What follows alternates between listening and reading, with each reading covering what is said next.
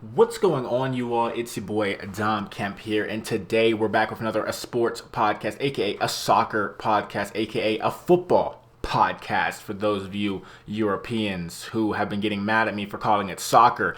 But today we're going to be talking about the Uefa Champions League, okay? We are 1 week away from the round of 16 ties, and I wanted to talk about that today and get a couple of my predictions for the first leg for you all out there just to see if we are correct or we are incorrect.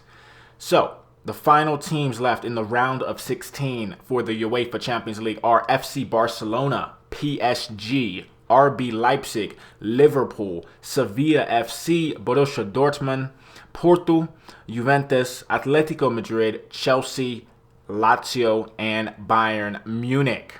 So, my predictions are going to go as such. We're going to start off with the first leg of the Barcelona and PSG game for you all today. They're going to be playing at home. So in the first leg, Barcelona's going to be playing at home. It's Messi versus Neymar. It's Messi versus Neymar and Mbappe. I almost forgot about Mbappe.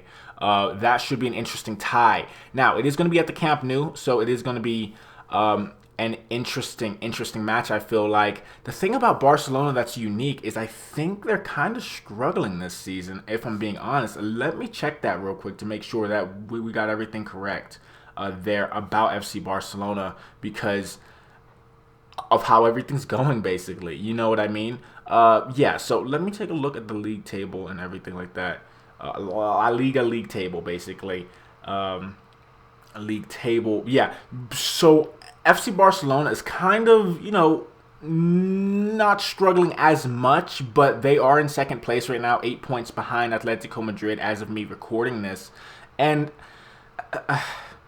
we've heard the rumors, we've heard the speculation of FC Barcelona and Lionel Messi possibly leaving at the end of the season.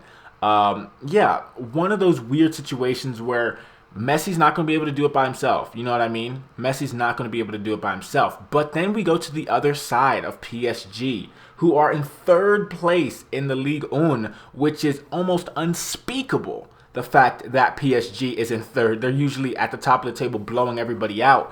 But, of course, knackered by injuries and things like that this season so far, they are trying to bounce back. They are 3 points behind Lille in first place. So, yeah, very, very interesting topic of discussion. I feel like in the first leg, what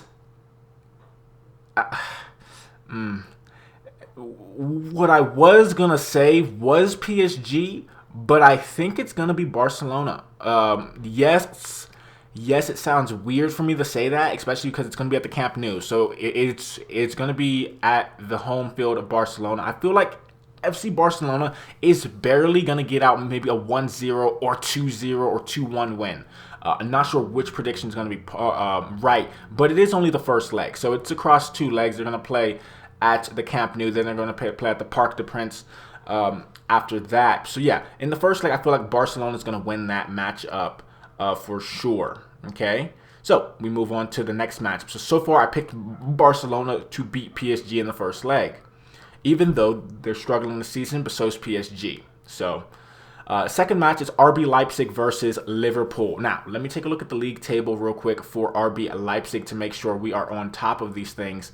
RB Leipzig is a unique case study because after losing Timo Werner, a lot changed, right? Many people thought they were going to go farther last year if he was still there, but he had transferred like just as they were about to get into the next stages of the Champions League.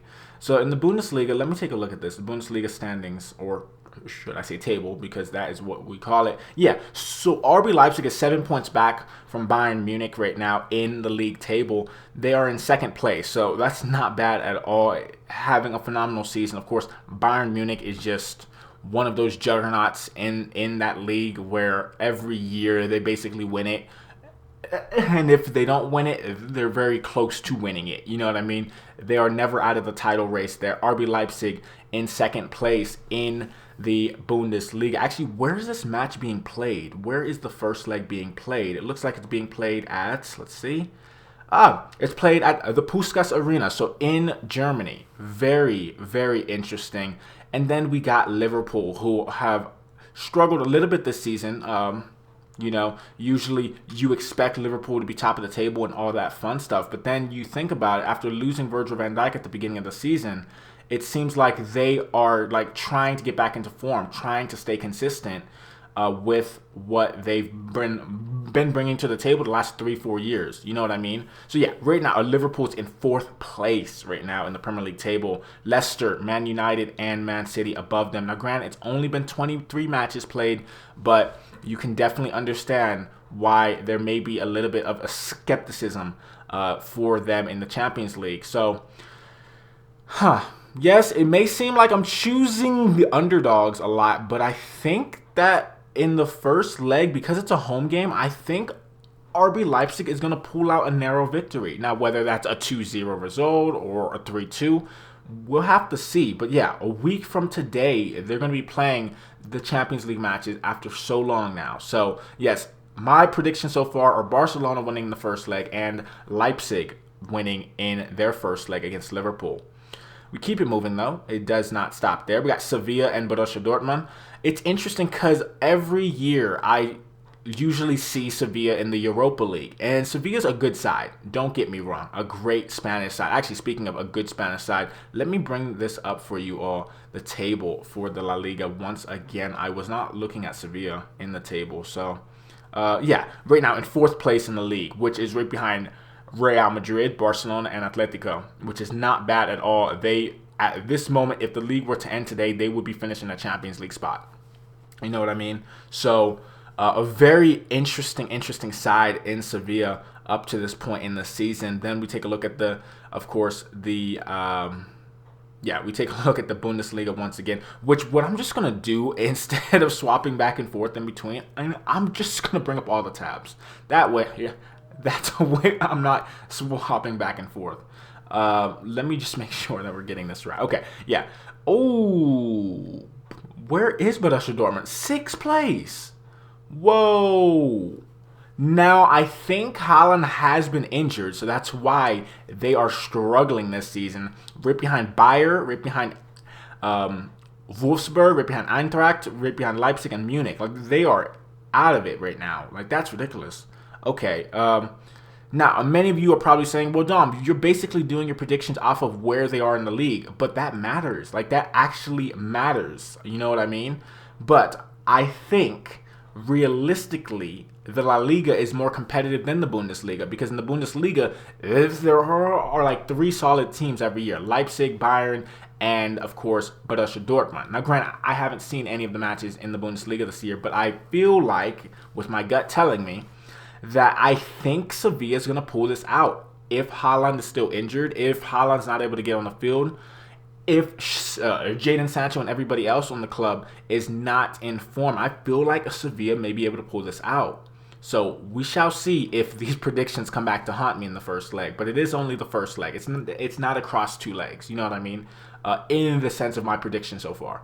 So yeah, I feel like a Sevilla may edge it out. You know what I mean? Just due to the sheer fact that they are having a great season for what their standards are, I feel like. Now, whether that's winning the league, I don't think it is. I think it's finishing top 3, top 4 each season for them is a success because at least they get into a Champions League position. So I think Sevilla is going to win that game, maybe 1-0. Close games, that's what I feel like. It's all going to be close matches. It's not about to be any blowouts. And if there are, then of course this podcast is going to come back and haunt me. FC Porto versus Juventus. Have not seen the Serie A in a long time. So let's see where they are in comparison in their league table. The Serie A, Juve. In 3rd place right now, which is kind of surprising if I'm being honest. AC Milan's having a tremendous season. Right now. 7 points back is Juve from AC Milan and 5 points back from Inter Milan. So the Milan sides are winning the league right now, or at least, above Juve so far. Plenty of games left. You never know what can happen in the Serie A, except, of course, Juve always somehow winning the league. But yeah, for the reasons that I already pointed out in the Serie A, that's interesting to see that in 3rd place right now. Let's move to the Liga NOS, though, where FC Porto play in the Portuguese league. The Liga NOS table. Let's see what's going on over there. Why is it not showing me? Oh, okay. So Wait a second. Why is it? Wait, what? Okay.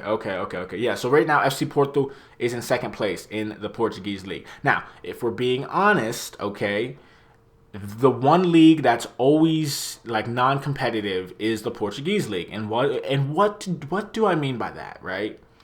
There's like three teams every year who swap positions basically, who swap into first and second and third. Sporting, FC Porto, and Benfica, I feel like, every year. So in this game, in the first leg, even though Juve is struggling in the Serie A in the sense of course, in third place and not used to their first place motive, right? Their first place leaderboard. I feel like Juve is going to pull it out, and I don't think it's going to be close because when you think about the talent on Juve, and even though Porto have talent as well, it's not as massive as what is in the Serie A. You know how many players from other leagues join the Serie A. Not a lot of new players, I feel like, join the Portuguese league unless you're Portuguese or Brazilian, stuff like that. Those countries, those nations, I feel like are the ones who typically join the Liga NOS, the Portuguese league, that of course Cristiano Ronaldo grew up playing in, and he's also Portuguese, so it makes sense. I feel like Juve is gonna win this first leg. Now, where's it being played though? That's the question. Oh, it's being played in Portugal. And because Ronaldo's from Portugal, I feel like he's going to have a good day for them. Now, this is on the 17th, okay? This is on the 17th, so 8 days from now, so on Wednesday. But I'm getting these predictions out ahead of time so that, of course, my viewers are able to see what's going on in, of course, the world of football. Next up, though, wow. And so what we have going on right here, okay, is on Tuesday, February 16th, Barcelona, PSG, Leipzig, Liverpool. Wednesday, the 17th, we got Sevilla, Dortmund, Porto, and Juve. Then on the 23rd, so 2 weeks out from today, 2 weeks out. Why I'm making these predictions now is because I know that they are going to already be out ahead of time. And if I'm correct, I'm correct. If I'm wrong, I'm wrong. And it's just going to be how it is. That's what predictions are. Sometimes you're right, sometimes you're wrong. Tuesday, February 23rd, Atletico Madrid versus Chelsea. That looks like a phenomenal matchup. Now, let me take a look, see what's going on in the La Liga one more time. Yeah, right now, Atletico's winning it by 8 points clear of Barcelona at the moment, having a phenomenal season for their standards. Of course, when usually it's Real Madrid and Barcelona swapping places at the top each year. Let me make sure that I am doing this right and seeing where Chelsea is, because I think, last time I checked, I think they're struggling right now. Genuinely. Yeah, right now in 5th place right now. Even though that's not too bad, it's just not, into the top 4 at the moment. So, oh yeah. Not a bad season from Chelsea, especially after getting rid of Frank Lampard. They are trying to climb the table once more and are only 1 point behind Liverpool. So they can easily hop into that 4th place slot if Liverpool, slip up. And of course, Leicester is trying to get in the game again and have a miracle run like they did a few years ago. But yeah, my prediction for that game, I don't know what's going to happen in that game, which I like these games that I really don't know like how the sides are going to play.